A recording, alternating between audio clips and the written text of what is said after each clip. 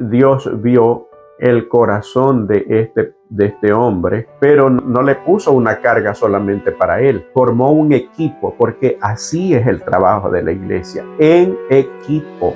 Cuando Dios te llama, te da las capacidades. Eso es indiscutible. Pero Dios es el que llama. Es a través del conocimiento del tabernáculo que nosotros podemos entender el verdadero plan de salvación. Un saludo, mi apreciado hermano, mi apreciada hermana. Estamos listos para el repaso de la última lección de este tercer trimestre del 2025, para el sábado 27 de septiembre, y que se titula El Tabernáculo. Es una lección con muchas enseñanzas. La lección de la escuela sabática, si bien es una forma de nosotros poder aprender a instruirnos, no es suficiente como para un estudio tan extenso como es lo del tabernáculo, para poder aprender todas las enseñanzas que tiene. Dentro del tabernáculo está prácticamente resumido el plan de la salvación, desde el ministerio de Jesús aquí en la tierra hasta el momento cuando sea la finalización del pecado, cuando terminemos con la promesa de Dios que dice que habrán cielos nuevos y tierras nuevas y que el mal ya no existirá más. Entonces es importante de que el estudio de el tabernáculo no sea solamente por la lección número 13, sino que se convierta en la manera de nosotros poder empezar a escudriñar por nosotros mismos, valga la redundancia, las lecciones que tiene encerradas el tabernáculo. Lastimosamente el mundo cristiano lo ha hecho a un lado, y de esa manera no pueden entender verdades que son eternas y que caen en contradicción con muchas doctrinas inventadas y que no están amparadas en las Sagradas Escrituras ni en los principios de un Dios eterno. La lección de esta semana, que abarca desde el capítulo 35 de Éxodo, donde Dios da las instrucciones acerca de todo lo que corresponde a la construcción del tabernáculo, tiene una lección muy importante y que nos lleva al momento cuando Dios decide entregar la ley a su pueblo en el Sinaí. ¿Qué tiene de similitud? Tanto en el momento cuando da la ley, como o cuando va a entregarle las tablas de la ley hechas y escritas por el mismo dedo de Dios, como cuando le da las instrucciones acerca del tabernáculo. Dios empieza recordándoles el día sábado como día de descanso, como día reservado para él. En el primer caso, el sábado, y aquí se cae pues todo lo que el mundo cristiano pregona en los actuales momentos, que el sábado fue dado solamente para los israelitas, algunos dicen para los judíos. No es así. El sábado es la base o la esencia de la adoración a Dios. Entonces empieza, y el tabernáculo es eso. El tabernáculo es el centro de la adoración, es el simbolismo de la adoración. Por lo tanto, una adoración sin sábado no es posible. Eso es lo que está enseñando la Biblia, y eso es lo que enseña la lección de esta semana. Como siempre, antes de abrir las Sagradas Escrituras, debemos hacerlo con oración. Te invito a orar.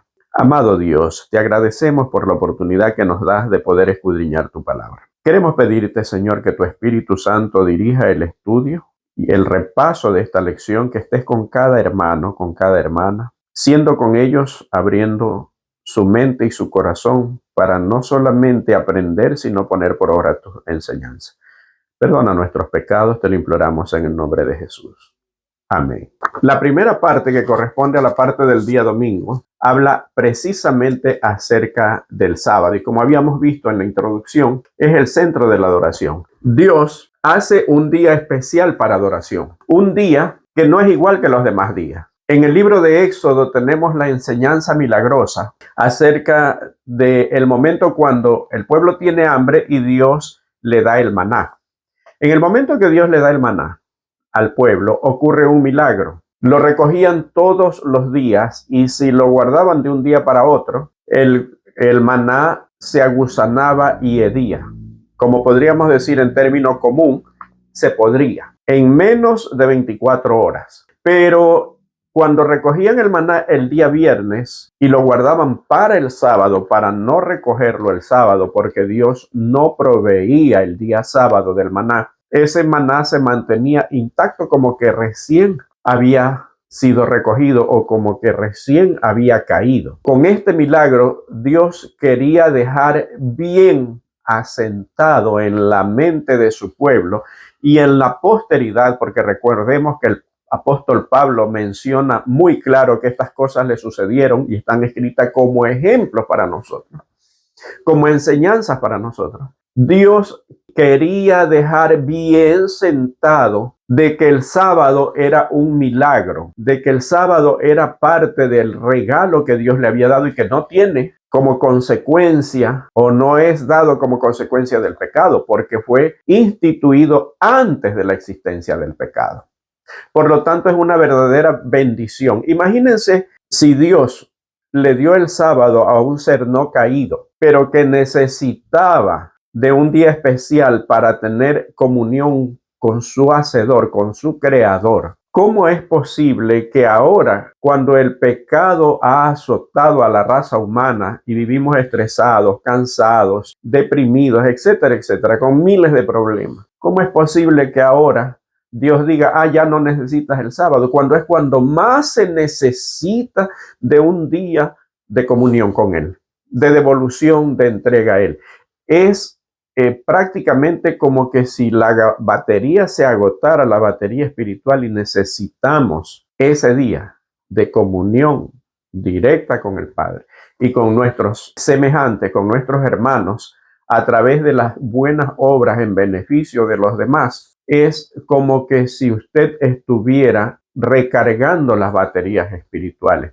Esto no quiere decir que solamente debemos adorar a Dios en un día, no, pero es un día que se lo debemos devolver en adoración. El sábado representa la base de la adoración y recordemos que desde Génesis hasta Apocalipsis, la gran controversia entre Dios y Satanás es la adoración. ¿Por qué? Porque desde el comienzo Satanás quiso ser adorado. Con Adán y Eva lo logró a través de un engaño. Con Caín y Abel lo logró a medias. ¿Por qué? Porque Abel fue a adorar a ese Dios creador omnipotente como Dios había pedido, como él lo había solicitado a través del sacrificio de un cordero que simbolizaba la muerte de Cristo. Pero Caín, muy al contrario que Abel. Abel ofreció el sacrificio, o Abel adoró como Dios pedía.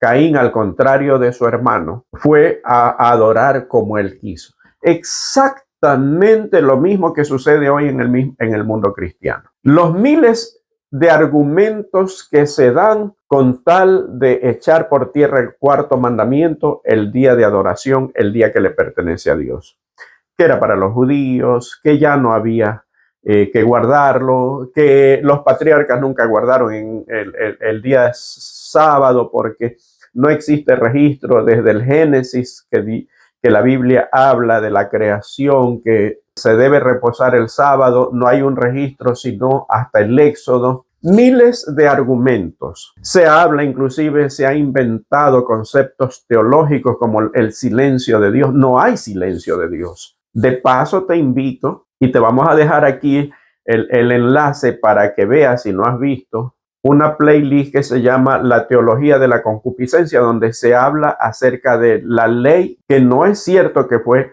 entregada solamente para un pueblo o que fue abolido, que fue exclusiva para alguien. Y dentro de la ley, obviamente, el cuarto mandamiento es el sábado.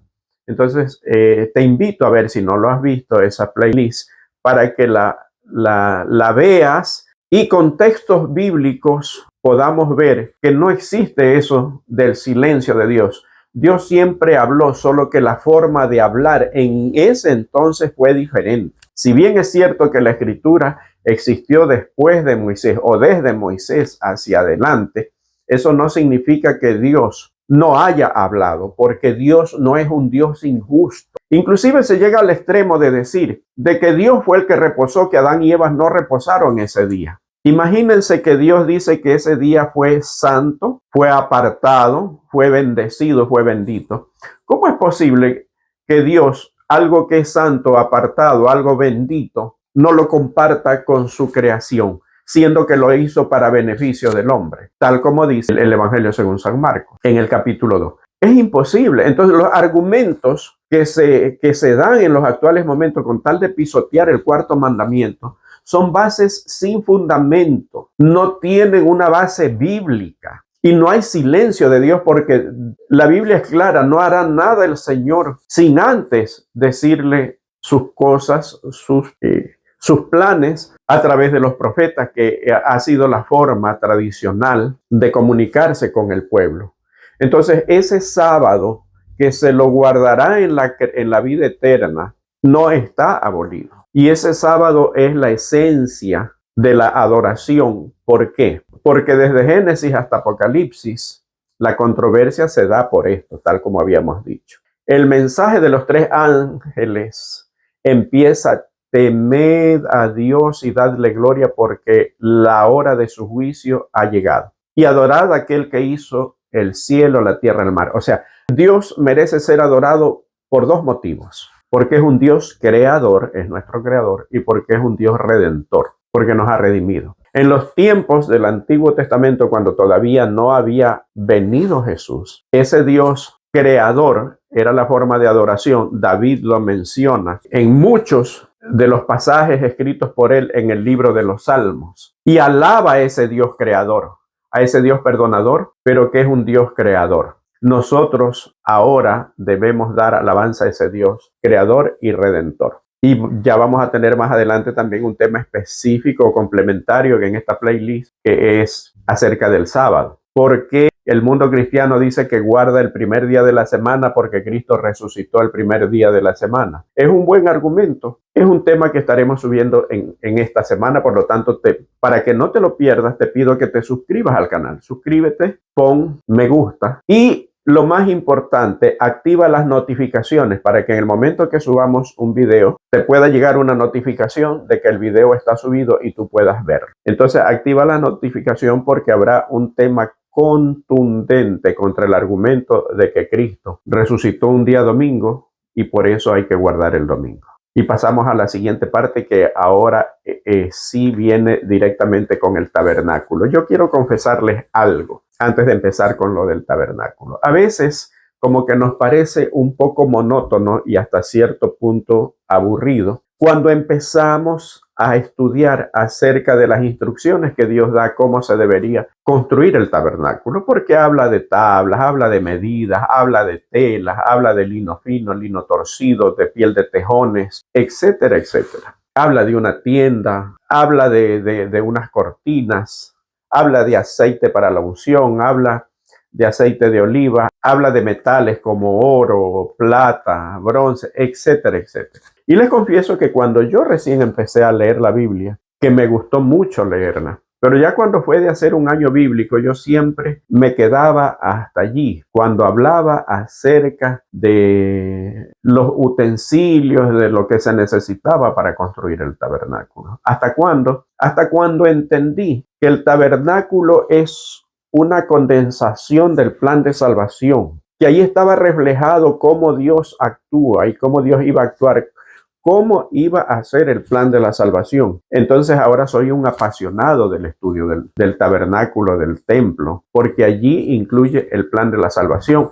No podemos entender nosotros las profecías de Daniel y las profecías de Apocalipsis a menos que entendamos cómo funcionaba el tabernáculo, cuáles eran las principales fiestas, qué simbolizaban, cómo era el tipo de ceremonial que había. Y no con esto quiere decir que nosotros seamos judaizantes, como algunas personas dicen, o querramos guardar otra vez la ley ceremonial, como dicen otras personas. Al contrario, es a través del conocimiento del tabernáculo que nosotros podemos entender el verdadero plan de salvación. Y empieza en el capítulo 35, desde el versículo 4, ¿qué era lo que se necesitaba? Como siempre lo hemos dicho, no podemos leer todos los textos porque sería largo leer todos los textos citados. Y ustedes los leen en su casa, estoy seguro. Pero, por ejemplo, ¿qué se necesitaba para la construcción del tabernáculo? Los israelitas, el pueblo hebreo, dio oro, plata, bronce, lino fino, piedras preciosas, telas especiales, madera de acacia, aceite de oliva, especias y muchos otros artículos necesarios. Pero hay otra clase de donación que hizo el pueblo. ¿Cuál fue? Su trabajo. Aquel que no tenía quizá, porque todo el pueblo tenía mucho oro, tenía muchas cosas valiosas. Recordemos que cuando sucede la muerte de los primogénitos en Egipto, los egipcios estaban desesperados para que el pueblo de Israel saliera. Y ellos ya le habían pedido que debían darle parte de sus riquezas. Quizá al comienzo fueron renuentes, pero cuando vieron la muerte de sus primogénitos, entonces dijeron, si esto es lo que nos cuesta que ustedes se vayan y que no nos sigan asolando más, ya el país estaba totalmente asolado. Recordemos que habían muerto ganado, habían muerto sus cosechas, se había muerto prácticamente el pueblo. El país estaba totalmente desolado y ahora, por si fuera poco, mueren los primogénitos de cada familia. Entonces le dan todas prácticamente. Entonces, si es que ustedes quieren nuestra riqueza, tomen, ahí están, llévense. Y cuando Aarón les construye el becerro de oro, dieron parte de estas joyas, pero no fueron todos. Fue una parte, como dice Ellen White en el libro Patriarcas y Profetas, fue la multitud mixta, que eran egipcios que habían salido juntos con los hebreos. Pero ahora cuando Moisés pide que colaboren para la construcción del tabernáculo, de la tienda especial donde Dios iba a morar con ellos, el pueblo da con agrado, a tal punto de que aquellas personas que habían sido llenas del Espíritu Santo con sabiduría para poder hacer tal como a Moisés se le mostró el modelo del templo celestial, tenía que hacer el tabernáculo. Esas personas pusieron su trabajo. La obra de Dios es tan amplia. A veces nosotros nos obsesionamos con un cargo, con una responsabilidad dentro de la iglesia.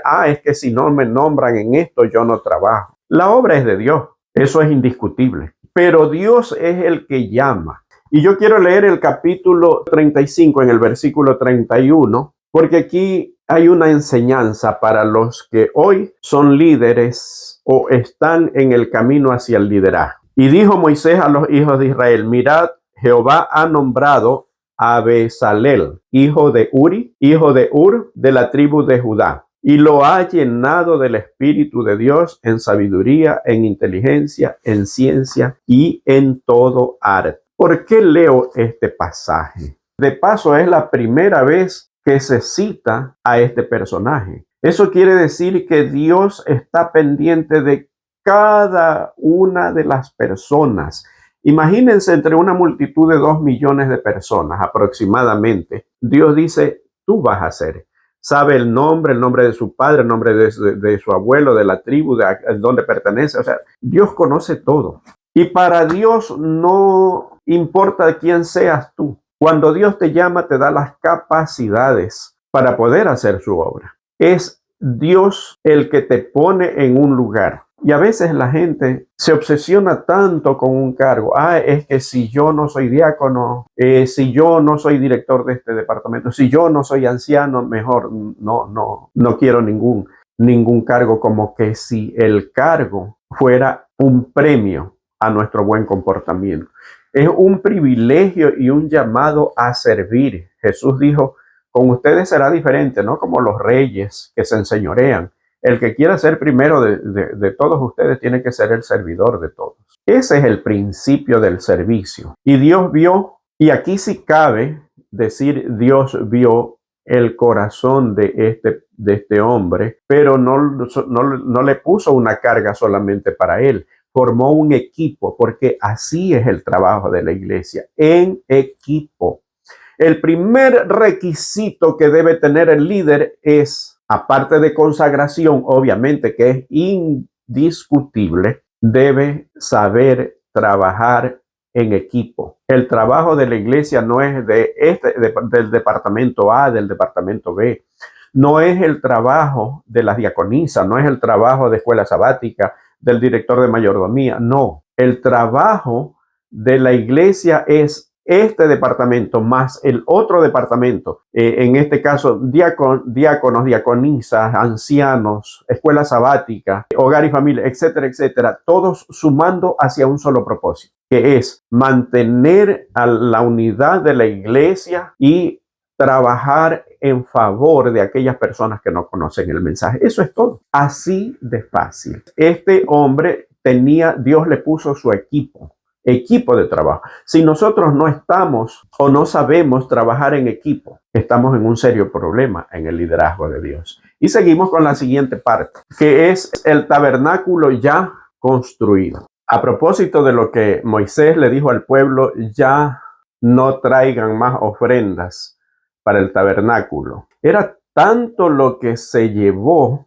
de ofrenda, era tanto el fervor del pueblo, era tanta la gratitud de ese pueblo, que las cantidades especialmente de lo que es metal, de lo que es oro, plata y bronce, sumados los tres, era alrededor de lo que hoy día podríamos considerar 75 millones de dólares. Sin contar las telas preciosas, una tela tejida, porque hay dos clases de lino que menciona Éxodo. El uno era lino fino y el otro era lino torcido. El lino fino era una tela muy fina, pero el lino torcido era un lino especial que tenía como bordado. Recordemos, y si nosotros leemos acerca de cómo estaba diseñado el santuario, habían figuras en las cortinas. Eso era lino torcido. ¿Por qué habían figuras? Porque eran tejidas a mano. Todo lo que es hecho a mano, ustedes saben que tiene un valor incalculable. Entonces, trasladando a nuestros tiempos, podríamos decir que fácilmente el valor del tabernáculo, contando todo lo que la gente dio,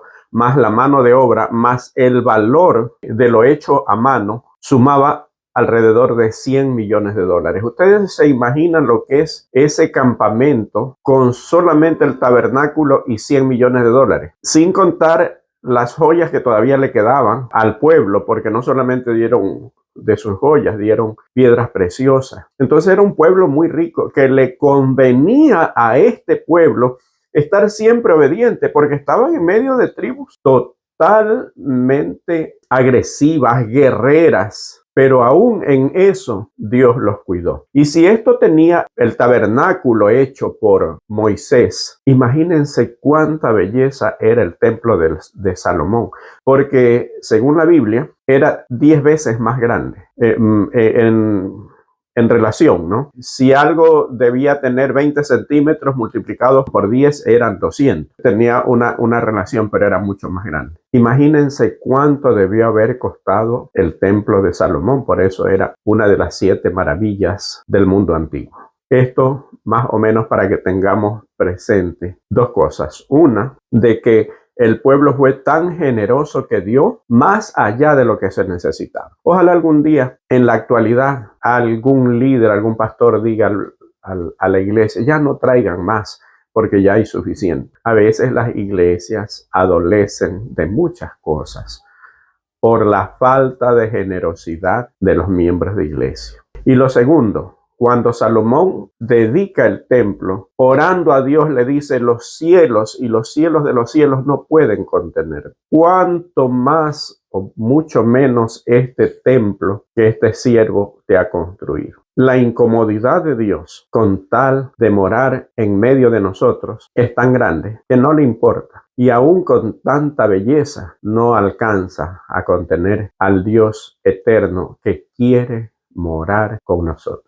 Cuando Dios le dice a Moisés que ya empiece a armar, porque primero le dio las habilidades a varias personas, inclusive habían los sastres que confeccionaban la ropa para los sacerdotes, que eran los hijos de Aarón, y el sumo sacerdote, que era Aarón. Tenían las instrucciones de cómo debían ser confeccionados.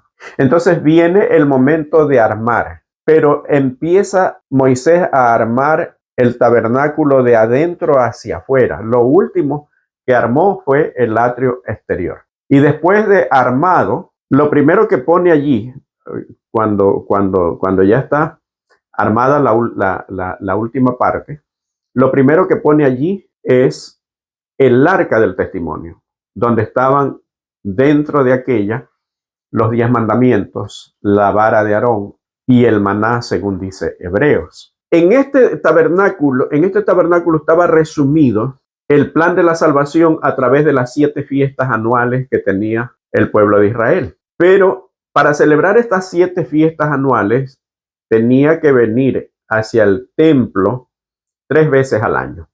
Porque la primera parte del año, que era el mes de Nisan, se celebraban 3 fiestas seguidas, que era la Pascua, la fiesta de los panes sin levadura y la fiesta de las primicias. Estas 3 eran seguidas. La primera era el día 14, se celebraba a partir del día 15, se celebraba la segunda, que era la fiesta de los panes sin levadura.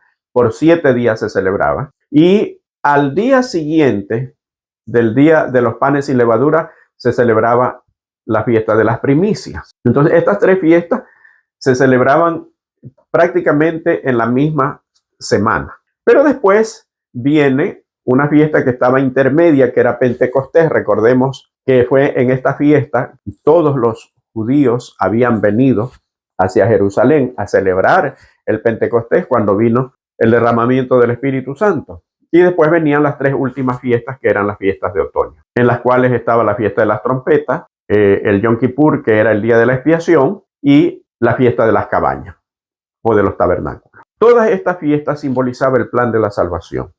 De paso, solamente falta una de las fiestas por cumplirse, según la profecía de Apocalipsis. En este tabernáculo se realizaban 2 clases de sacrificios: el sacrificio diario, o conocido como el continuo sacrificio, referente al cual habla una profecía de Daniel, por ejemplo, y se realizaba el sacrificio anual, que era el día de la expiación o de la purificación del santuario, como también se le llama en algunos pasajes en el Antiguo Testamento, en varios pasajes. Entonces, conocido como el Yom Kippur, era la penúltima fiesta que se celebraba en el año. Pero todas estas fiestas simbolizaban el ministerio de Cristo. Y lo más importante es que la presencia de Dios estaba allí en el tabernáculo. Una vez que Moisés construye, que arma el tabernáculo, Dios le pide que tenía que consagrar no solo el tabernáculo, tenía que haber un sacrificio, tenía que rociar la sangre no solamente en el edificio, sino en cada uno de los utensilios. Eso indica lo meticuloso y la perfección del plan de la salvación. No es un plan, Cristo vino y murió por nosotros. No, no, no, no. Por eso el desconocimiento del mundo cristiano en los actuales momentos acerca de la sana doctrina. Esa sana doctrina está inmersa aquí y nosotros debemos aprender a descubrirla. Pero encontramos un mundo renuente, un cristianismo renuente, porque dicen, no, eso era para los judíos. Eso pertenecía solamente a la ley ceremonial. Una vez que Moisés consagra cada uno de los utensilios del tabernáculo, viene la presencia de Dios. El tabernáculo se llena de nubes y ya estamos en la tercera parte, que corresponde a la presencia de Dios en el tabernáculo. Se llena con la nube y ni siquiera Moisés podía entrar. Pero aquí hay otro aprendizaje, otra enseñanza. Una vez que Moisés hace la dedicación del tabernáculo, Moisés ya no podía entrar, sino solamente los sacerdotes y el sumo sacerdote en el caso del lugar santísimo, porque allí estaba la presencia de Dios. Y miren que Dios parece contradictorio.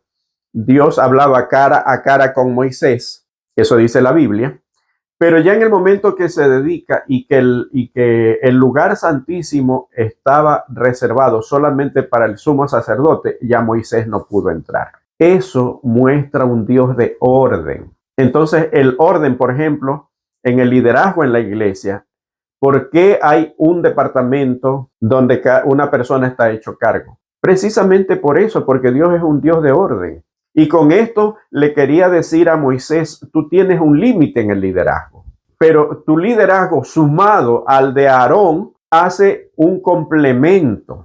Es lo mismo que existe hoy día en la iglesia. No puede una persona que ocupa una responsabilidad, un privilegio en uno de los departamentos, invadir al otro. No se puede, no se debe, porque todos sumados, unidos, formamos el cuerpo de Cristo, que es su iglesia. Dios le dice que debía encender el candelabro, el altar del incienso. Sin embargo, sabemos que no fue Moisés que encendió el fuego allí, sino que fue la presencia de Dios. Dios mismo fue el fuego que viene del cielo, o conocido en muchos pasajes de la Biblia como el fuego eterno. Es lo que enciende la luz de los candelabros que nunca debía apagarse, y del altar del incienso.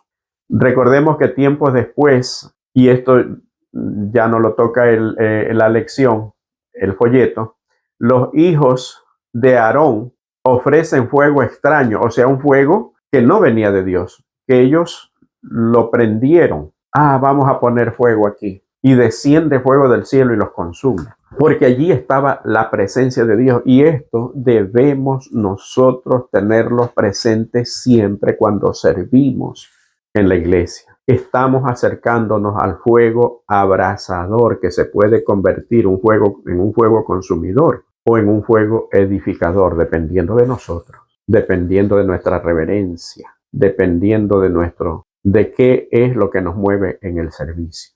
Y llegamos a la última parte, que es Jesús habitó entre nosotros. Yo quiero en esta parte hacer un resumen. Dios, en el momento que el hombre peca, pudo haber dicho, ya pecaron, se apartaron de mí, y haberlo dejado abandonado a su suerte.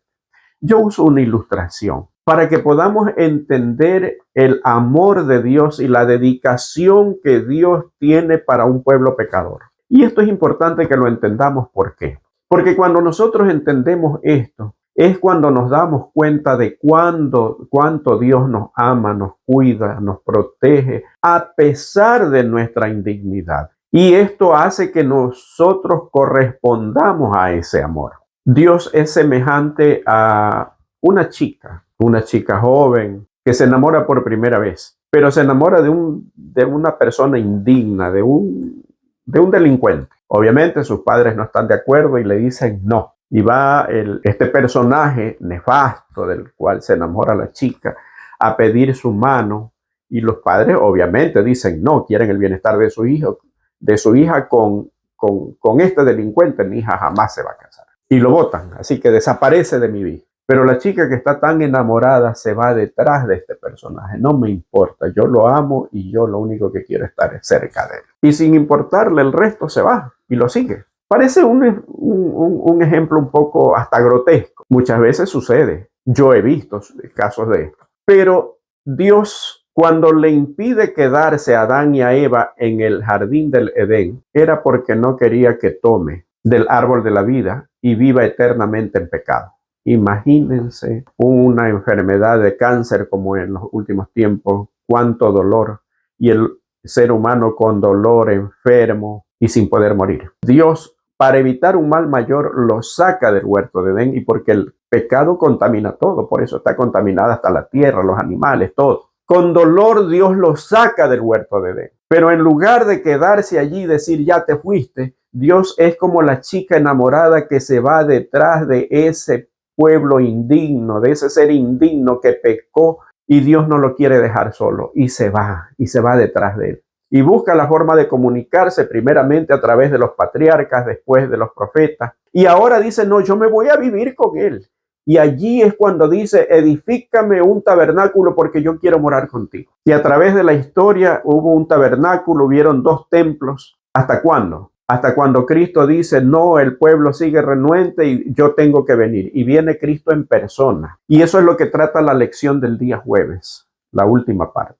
Ya no fue suficiente morar como Dios a través de tienda, a través de un tabernáculo y un simbolismo a través de los corderos y de los sacrificios. Era necesario que el Dios se encarnara, que se haga uno de nosotros y viniera a morar. Pero no termina allí. Jesús dijo, más conviene que yo me vaya, porque si yo no me fuera, el Consolador no vendría a vosotros. El Espíritu Santo al cual el Padre enviará en mi nombre. O sea, Cristo se va, asciende, cumple su ministerio, resucita, vive como uno de nosotros, resucita, lo matan, todos sabemos hasta dónde llegó el pueblo judío. Lo matan, él resucita, asciende al Padre, pero dice, no los dejaré solos, vendrá el Espíritu Santo. Y es el Dios morando en nuestros corazones. Por eso en la lección pasada siempre hacía hincapié en el hecho de que ahora Dios ya no está en un tabernáculo, ahora vive en nuestros corazones. Ahora quiere el cumplimiento de esa promesa que dice y que citó Pedro en su primer discurso donde se convirtieron 3,000 personas. Dios cumple la promesa ¿de qué? De que pondré mis leyes en sus corazones. Esta es la parte que el mundo cristiano no quiere aceptar. No hay una parte que diga, anulé mis leyes porque son severas. No, pondré mis leyes en sus corazones, las escribiré. ¿De qué manera? A través del Espíritu Santo morando en nosotros y haciendo posible lo que no fue posible para el pueblo de Israel. Porque el Espíritu Santo no podía actuar con poder como puede actuar en nuestros tiempos. El mundo aún le pertenecía a Satanás y eso lo confirmó Jesús. El dueño del mundo era Satanás hasta la muerte de Cristo. Cristo rescata el mundo y dice, ahora está el campo libre. Ahora puede morar el Espíritu Santo en ustedes. Y aquello que no pudo hacer el pueblo de Israel, porque no tuvo el poder del Espíritu Santo como ustedes lo tienen, ahora ustedes lo pueden lograr. Oh, sorpresa. En lugar de hacer caso de eso, el mundo cristiano pone pretexto y dice, no, nadie puede cumplir la ley. Por eso Cristo ya la vino a cumplir y como Cristo la cumplió, ya nosotros no tenemos que cumplirla. Cuando la Biblia en ninguna parte enseña eso. Dios ha buscado las formas posibles e imposibles de poder estar cerca de su pueblo. Y está cerca tuyo. ¿Por qué Jesús le dijo a la samaritana que Dios buscaba a los adoradores que adoren en espíritu y en verdad? Porque no necesitamos ver a Dios, no necesitamos verlo, solamente confiar. Él dijo que estará en nosotros y lo está, a menos que nuestra incredulidad no le permita morar dentro de nosotros. Él dijo, donde estén 2 o 3 reunidos en mi nombre, yo estaré. Y debemos creerlo porque Él lo dijo y Dios no miente. Qué maravillosa lección. Y qué triste que haya llegado a su fin. Y es una pena que se dedique tan poco tiempo a la lección del santuario. Allí está condensado el Evangelio de Cristo. Y a menos que entendamos las lecciones del santuario, no podemos entender el gran sacrificio que realizó Jesús. Traer a una persona que está acostumbrada a vivir de lo mejor, a comer de lo mejor, a un lugar donde está lleno de incomodidades, qué difícil que es, ¿verdad? Dios dejó su trono, la alabanza, la honra y la gloria que tenía junto al Padre, me refiero a Jesús, al Hijo, para venir a ser uno más con nosotros. ¿Qué prueba más grande necesitas para poder creer? ¿Qué más necesita? ¿Qué más pudo haber hecho el cielo si ya todo lo hizo? Solo debemos creer. Que el Señor te bendiga. Y te vamos a dejar aquí el enlace para los que no han visto la teología de la concupiscencia. Ahí hablamos acerca de la ley de Dios. Nunca fue abolida ni fue dado especialmente para un pueblo. Fue dado para todos los creyentes. Que el Señor te bendiga y nos vemos la próxima semana con una nueva lección. Como ya habíamos mencionado anteriormente, el libro de Josué.